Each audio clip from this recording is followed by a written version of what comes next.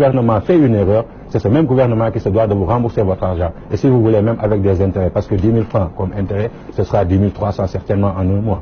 Si vous demandez cet argent. Oui. Ça se voit qu'il ne comprend rien aux finances publiques, malheureusement. Mais c'est normal aussi, parce que chacun avec sa spécialité. Je suis persuadé qu'il y a un domaine dans lequel il excelle parce qu'il a peut-être une expérience, une formation. Mais l'humilité devrait l'inviter pour les questions sur lesquelles il ne sait rien, qu'il s'abstienne de parler. Parce que le danger, c'est que ce sera enregistré. Au moment où on va rediffuser, des personnes te regarderont et ils n'auront plus aucun respect pour toi. Donc fais attention, monsieur, ça c'est un conseil. On ne se connaît pas, je ne vous ferai pas de me tutoyer. Non, et si vous connaissez les finances, monsieur, je vous tutoie. Vous ne parlerez pas du CFA. Oui, laissez-le terminer, allez-y. Je vais lui donner deux exemples. C'est par rapport aux ponctions. Le gouvernement, permettez-moi l'expression en Wolof, ne fait pas du madial. C'est-à-dire, il ne tend pas sa cédule pour dire aux citoyens, veuillez bien. L'impôt, c'est des prérogatives régaliennes. C'est l'Assemblée nationale qui accepte qu'on va prélever et il l'accepte au nom du peuple. C'est pour ça que chaque année, il y a ce qu'on appelle les autorisations par rapport à la loi des finances. Voilà le nombre de milliards dont on a besoin pour les dépenses d'investissement et de fonctionnement. Et voilà comment on va les chercher. Voilà ce qui sera impôt, etc. C'est comme ça que ça se passe. Donc, tout ce qui n'a pas été prévu pour être prélevé ne doit pas être enlevé. C'est pour ça que le gouvernement a reconnu le forfait de la ponction et s'est engagé à rendre le montant. Mais il a eu le don, le gouvernement, d'amener les syndicats à faire un débrayage lundi. Je n'invente rien, d'enseignants. Et les autres syndicats vont suivre parce qu'il est hors de question qu'on en arrive à un état où on devrait jouer avec la poche du pauvre Gorgoro en lui volant, sans lui demander son avis. C'est pas comme ça que ça se passe. La deuxième chose, c'est par rapport à l'Assemblée nationale.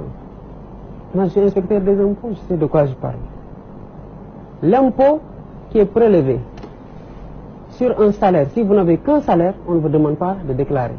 D'autant plus que ce qu'on est en train de combattre, c'est l'injustice même qui est induite par une loi que les députés avaient votée. Et cette loi-là, elle a disparu avec une nouvelle loi de 2012. C'est ce qu'on est en train de dire. On ne peut pas demander à un citoyen, ça c'est irresponsable aussi de la part du ministre de l'économie et des finances de dire, si vous pensez que vous n'avez pas suffisamment payé, allez-vous seul déclarer, le reste des députés ne doivent rien. C'est pour ça que je lui dis que si vous ne comprenez pas les finances publiques, parlez de ce dont vous connaissez, de ce que vous maîtrisez. La dette, on ne peut pas comparer. Quand Abdoulaye Wade quittait, on était à un niveau d'endettement de 34%, 46% max. Aujourd'hui, on est à 61 poussières %. On ne peut pas comparer ces deux niveaux d'endettement-là. Et je suis désolé, ce que je dis tout le temps. Nous, il y a des choses sur lesquelles on alerte parce que c'est des choses qui nous amènent directement vers le gouffre.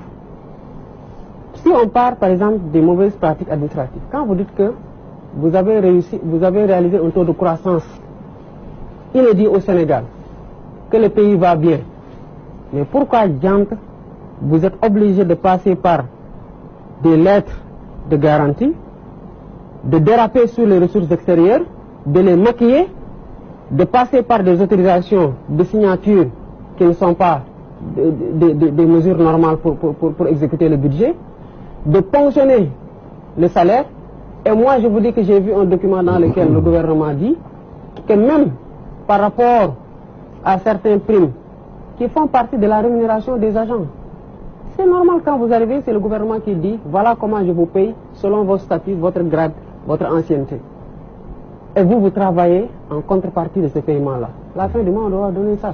Le gouvernement a écrit pour dire qu'ils ne vont pas payer certaines primes. Et ils ont dit qu'ils vont éponger ces primes. Ils vont payer les reliquats après la clôture de l'exercice 2017. Ça signifie quoi? Qu'ils sont en train de faire du colmatage budgétaire pour pouvoir écouler l'année.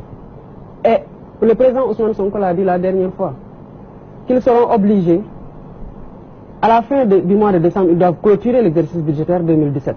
Ils seront obligés de dire qu'ils ont clôturé, d'encaisser jusqu'à 15 jours, une semaine après, des recettes de 2018 pour dire que c'est des recettes du budget de 2017. Dans une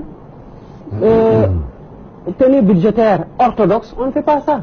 C'est pour ça que quand certaines personnes vont payer des revues pour qu'on leur flanque du titre du meilleur ministre de l'économie et des finances.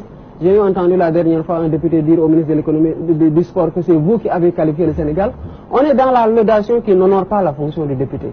Et aujourd'hui, franchement, c'est du jamais vu auquel on assiste au Sénégal. Voilà, merci. On va avancer parce qu'il nous reste quelques minutes pour aborder la question de l'inauguration de l'aéroport international Blaise Diagne. Une inauguration, en tout cas, qui a soulevé beaucoup de bruit parce que tout simplement, les postes de Maître Wade estiment que cet aéroport, ça a été quand même le bébé quand même du président Abdoulaye, même si hier, tout simplement, le président Macky Sall s'est juste contenté de féliciter son successeur en enrobant les noms des deux anciens présidents. Mais Émile, alors, que répondez-vous à ces libéraux qui disent que cet aéroport devait porter quand même, ce bébé devait être celui de Maître Wade? Georges, vous me permettrez de retourner un peu en arrière pour faire comprendre à M. Faye, être inspecteur des impôts, étudier l'économie ne vous permet pas d'insulter pour ne pas dire mal parler à certaines personnes.